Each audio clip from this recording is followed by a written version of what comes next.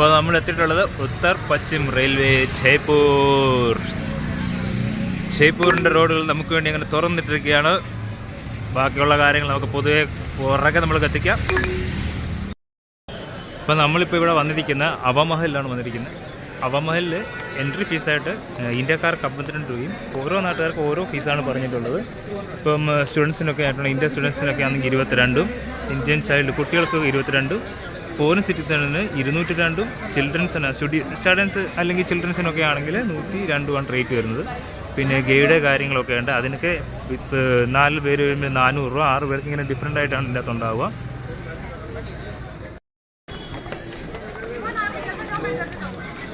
Entry ഗേറ്റിൻ്റെ അവിടെ നിന്ന് കാണുന്ന ഒരു വിഷ്വലാണിത്.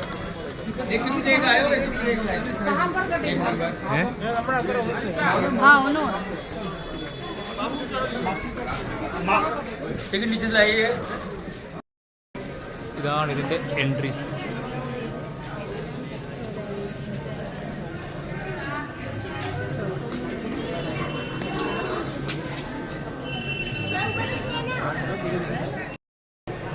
ഇതാണ് അതിൻ്റെ മെയിൻ എൻട്രി ആയിട്ടുള്ളത്.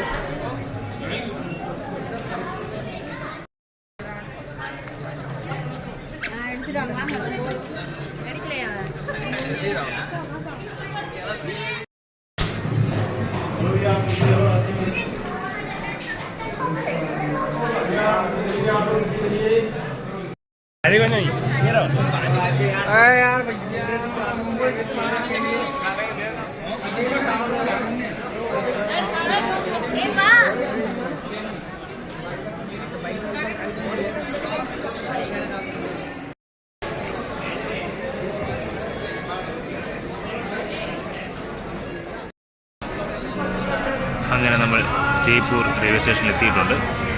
പുറത്തിറങ്ങിയപ്പോഴേ ഒരു പ്രത്യേക ഒരു ഫുഡ്, അതായത് അവിൽ കുറച്ച് കളറ് ചേർത്ത് കപ്പലണ്ടിയൊക്കെ ഇട്ടൊരു സാധനം.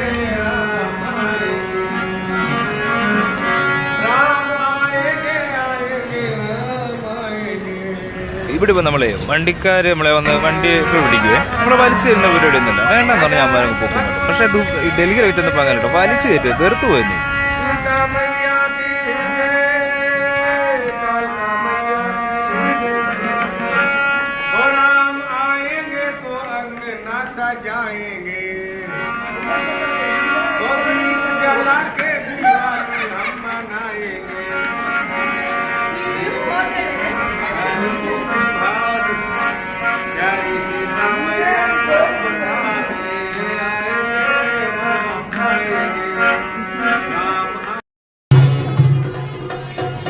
പാവകളുടെ ഒരു ഇതാണ് ഇവിടെ നടന്നുകൊണ്ടിരിക്കുന്നത്.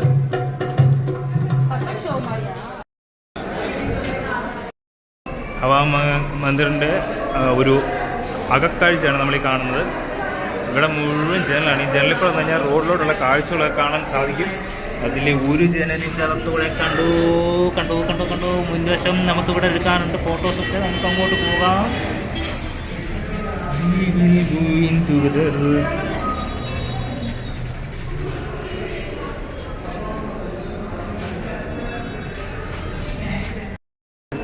ഹവാമഹലിൻ്റെ ഒരു ഇൻസൈഡാണ്, ഗ്രൗണ്ട് ഫ്ലോർ എന്നൊക്കെ പറയത്തക്ക രീതിയിൽ ഒരു ഭാഗമാണ് നമുക്ക് കണ്ടുകൊണ്ടിരിക്കുന്നത്.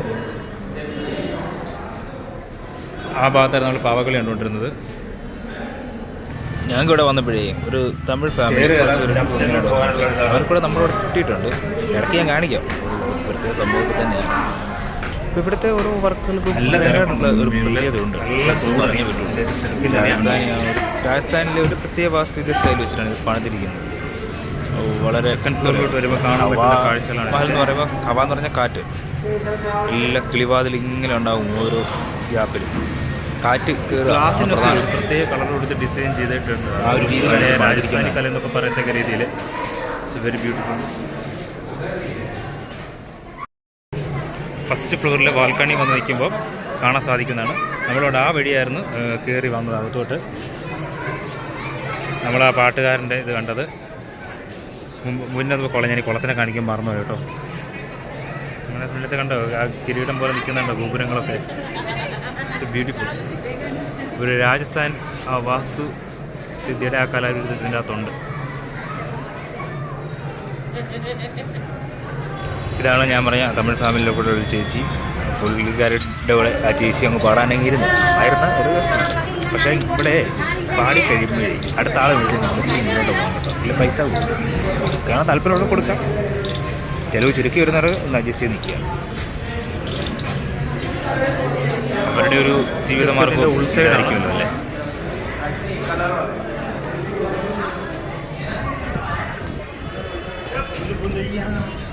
ഇതെല്ലാം ഓരോ മുറികളാണ്. ഈ മുറികൾ എന്തിനാണെന്ന് വെച്ച് കഴിഞ്ഞാൽ അന്നത്തെ കാലത്ത് ഇവിടെ ഒരുപാട് സ്ത്രീകളൊക്കെ താമസിച്ചിട്ടുണ്ടായിരുന്നു. ഇപ്പോൾ സ്ത്രീകൾക്കൊന്നും പുറത്തോട്ട് ഇറങ്ങാൻ പറ്റാത്തതുകൊണ്ട് തന്നെ അവർ ഈ കിളിവാതിലൂടെ വന്നിട്ട് പുറത്തോട്ട് ഒളിഞ്ഞു നോക്കും.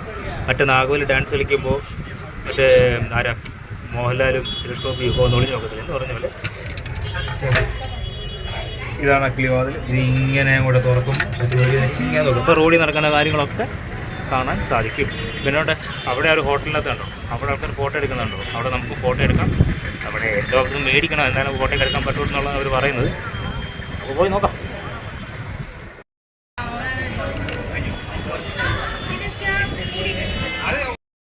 ഇതൊക്കെയാണ് ചെറിയ ചെറിയ കിളിവാതിലുകൾ. ഇതിനകത്തൊക്കെ ആൾക്കാർ ഇരുന്നുണ്ട്.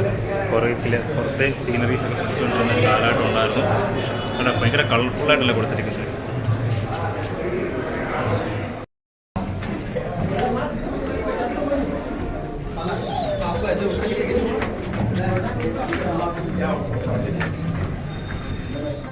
ഇതൊക്കെ ഓരോ കിളിവാതിലുള്ളത് എല്ലാം പൂട്ടിയിട്ടേക്കുക. ഇത്രയും ഡോറുകളുള്ളതുകൊണ്ടാണ് ഇതിനെ ഹവാ മഹലിൽ നിന്ന് വിളിച്ചുകൊണ്ടിരുന്നത്. ഇതൊക്കെ താഴെ നല്ല കാറ്റുണ്ട് കേട്ടോ, നല്ല കാറ്റുണ്ട്. ഇതുണ്ട് ഇവിടെ മൊത്തം വാതിലുകളാണ്.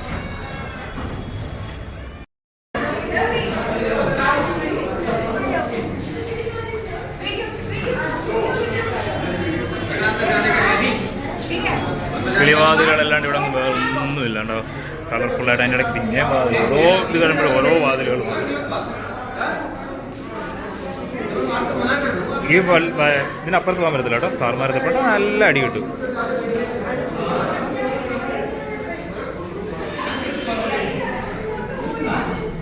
ഇങ്ങനെ അങ്ങോട്ടുണ്ട്, കണ്ടോ കണ്ടോ കണ്ടോ കണ്ടോ കണ്ടോ. ഓരോ ഡിസൈനും ഓരോ കാര്യങ്ങളും വളരെ ഫാന്റാസ്റ്റിക്. തിരിയാൻ കയറാറുണ്ട്.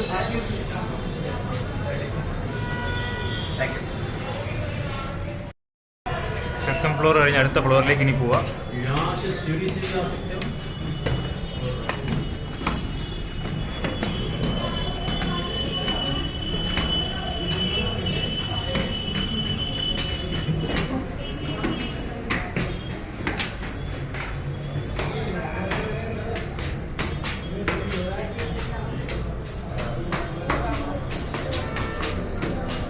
നമ്മളിൻ്റെ ഏറ്റവും ഒരു സ്റ്റെയറൂടെ ഒരു ടോപ്പും കൂടെ ഉണ്ട് കേട്ടോ, നമുക്ക് അങ്ങോട്ട് കയറാനുണ്ട്.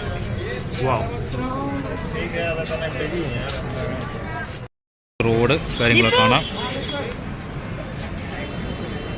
പിന്നെ ഇവിടെ ഇങ്ങനെ ഇതിൻ്റെ ടോപ്പ് കിരീടം,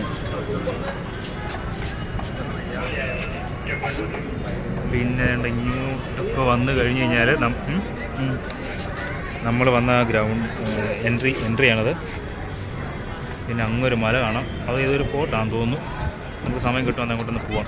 എൻ്റെ വീഡിയോ ഡീറ്റെയിൽസ് ഒക്കെ എഴുതാം. ആ കാണുന്ന സിറ്റി പാലസ്, പിന്നെ തൊട്ട് അത് ഈ ടൈം സമയത്തെ സംബന്ധിക്കുന്ന അതിന് വേണ്ടിയിട്ടുള്ളൊരു പാലസ്, എൻ്റെ പേര് ഞാൻ ഓർക്കുന്നില്ല. വീട്ടിലാണ് ഞാൻ എടുത്ത് പറഞ്ഞുതരാം. വീഡിയോ ചെയ്യുന്ന കൂട്ടത്തിൽ എന്തായാലും നമുക്ക് അവിടെ പോകേണ്ടതായിട്ടുണ്ട്. ഞാൻ എപ്പോഴും പഠിച്ചായിട്ട് ഓർക്കുന്നതിനെപ്പറ്റി. അവിടെ ഇരിക്കുന്ന ഓരോ ഇപ്പം ഒരു പിള്ളേരെ വീഗാലാൻഡിൽ കറങ്ങത്തില്ല, അതുപോലത്തെ സാധനം കണ്ടില്ലേ, അതൊക്കെ ഒരു സമയത്തിൻ്റെ ഇതിന് വേണ്ടിയിട്ട് വെച്ചിരിക്കുന്ന ഓരോ സംഭവങ്ങൾ. അതുപോലെ കുറേ ഉണ്ട് അവിടെ. അതിനെക്കുറിച്ച് പഠിക്കാം, അതിനെക്കുറിച്ചുള്ള വീഡിയോ ഞാൻ ചെയ്യുന്നുണ്ട്. ഇതൊക്കെ എന്തായാലും ഹവാമഹലിനെ പറ്റി നോക്കാം. ഏറ്റവും ടോപ്പിലാണ് നിൽക്കുന്നത്, ഏറ്റവും ടോപ്പിൽ. ഇവിടെ നിന്ന് കഴിഞ്ഞാൽ ജയ്പൂർ അത്യാവശ്യം സിറ്റികളൊക്കെ നല്ല വൃത്തിയായിട്ട് കാണാം. നമ്മൾ കയറി വന്ന വഴിയാണ് ഈ കാണുന്നത്, ഒരു ചെറിയ നാരോ പാസേജ്.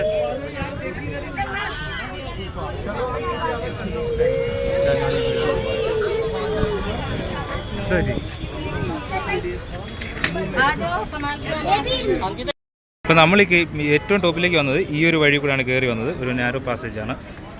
നല്ല തിരക്കുണ്ടായിരുന്നു വന്നപ്പോൾ. ഇവിടെ ഇങ്ങനെ ഒരു വിൻഡോ പാലസ് പണിതിൽ യാതൊരു തെറ്റുമില്ല കേട്ടോ. കഴിച്ചു കഴിഞ്ഞാൽ ഇവിടെ വന്നു കഴിഞ്ഞാൽ ജയ്പൂരിൻ്റെ അത്യാവശ്യം മുഴുവൻ സ്ഥലങ്ങളും നല്ല വൃത്തിയായി കാണാം.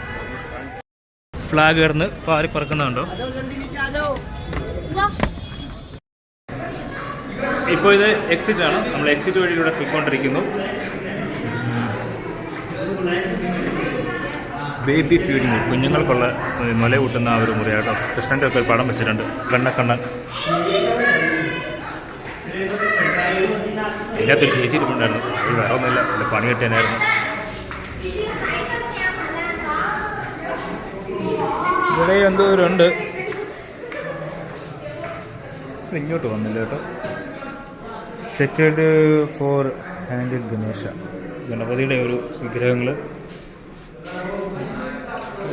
ഹാൻഡിക്രാഫ്റ്റ് ശിലായോ അങ്ങനെ എന്തെങ്കിലുമൊക്കെ കണ്ടുപിടിച്ചതായിരിക്കും. ഇവിടെ കുറേ ഉണ്ട് അങ്ങനെയൊക്കെ. മഞ്ജീരവന്തിനി, standing lady figure playing cymbals wearing. ഇതിനെക്കുറിച്ച് വിശദമായിട്ട് മനസ്സിലാക്കാനുണ്ട്. മനസ്സിലാക്കിയ ശേഷം ഞാൻ അതിൻ്റെ ഡീറ്റെയിൽ ആയിട്ടൊന്നുമില്ല. ഇവിടെയൊക്കെ കുറേ ഉണ്ട് കേട്ടോ.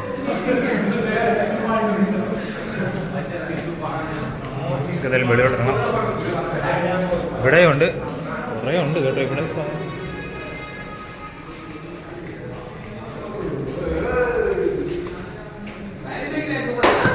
കഥ തുറ കഥക. നമ്മൾ എക്സിറ്റ് വഴി കൂടെ പോയിക്കൊണ്ടിരിക്കുന്നത്. ശരിക്കും പറയാം, നമ്മളിവിടെ മേടിക്കുന്ന 52 രൂപ എന്ന് പറയുന്ന സാധനമുള്ളൂ. അല്ല, ഇവർക്ക് കൊടുക്കുന്ന 52 രൂപ. ഒരിക്കലും ഒരു നഷ്ടമൊന്നും ഞാൻ പറയത്തേയില്ല. ശരിയും അതിനോടില്ലാത്തതുകൊണ്ട്. പിന്നെ ഗൈഡിനെ നിങ്ങൾ സെലക്ട് ചെയ്യണോ വേണ്ടോ എന്ന് ചോദിച്ചു കഴിഞ്ഞാൽ അത് നിങ്ങളുടെ ചോയ്സാണ്. അപ്പോൾ നിങ്ങൾ ഇവിടെ വന്നിട്ട് ഗൈഡിനെ സെലക്ട് ചെയ്യണോ വേണ്ടോ എന്നുള്ളത് നിങ്ങളുടെ ചോയ്സാണ്. അതെന്താ വെച്ച് കഴിഞ്ഞാൽ ഓൾറെഡി ഇവിടുത്തെ കുറിച്ചുള്ള കാര്യങ്ങളും അതിൻ്റെ ഡീറ്റെയിൽസും ഒക്കെ നമുക്ക് വിക്കിപീഡിയ പോലുള്ള അല്ലെങ്കിൽ മറ്റ് യൂട്യൂബ് ചാനലിലൊക്കെ നമുക്ക് അതിൻ്റെ കാര്യങ്ങൾ നമുക്ക് കിട്ടും. അപ്പം പക്ഷേ വിക്കിപീഡിയക്കൊക്കെ ഒരു പരിധിയുണ്ട്. അതിൽ കൂടുതൽ അറിയാവുന്ന ഇവിടുത്തെ ഗൈഡുകൾക്ക് തന്നെയായിരിക്കും. അപ്പോൾ നിങ്ങൾക്ക് ഡീറ്റെയിൽ ആയിട്ട് കൂടുതലായിട്ട് അറിയണമെന്നുണ്ടെങ്കിൽ അങ്ങനെ ഡേനെ കണ്ടുപിടിച്ചിട്ട് ആ ഗൈഡുമായിട്ട് സംസാരിക്കുന്നതായിരിക്കും നിങ്ങൾക്ക് ഇപ്പോഴും ഗുണമുണ്ടാവുക. നമ്മളിപ്പോൾ എക്സിറ്റ് വഴിയിലാണ്. ഇവിടെയൊക്കെ പോലീസുകാരൊക്കെ ഭയങ്കരമായിട്ട് സേഫ്റ്റി കൊടുക്കുന്നുണ്ട് കേട്ടോ. അങ്ങനെ വഴി കൂടി ഇങ്ങനെ പോയിക്കൊണ്ടിരിക്കുന്നു. ഇവിടെ എന്തോ ഒരു അറ പോലെയുണ്ട്, ഷോർട്ട് കട്ടായിരിക്കും. പക്ഷേ വഴി തെറ്റി കേട്ടോ കേസ്. വഴി തെറ്റിയിട്ടില്ല, കറക്റ്റ് വഴിയല്ല വന്നത്. നമ്മളിവിടെ എക്സിറ്റിലേക്ക് വന്നിട്ടുണ്ട്.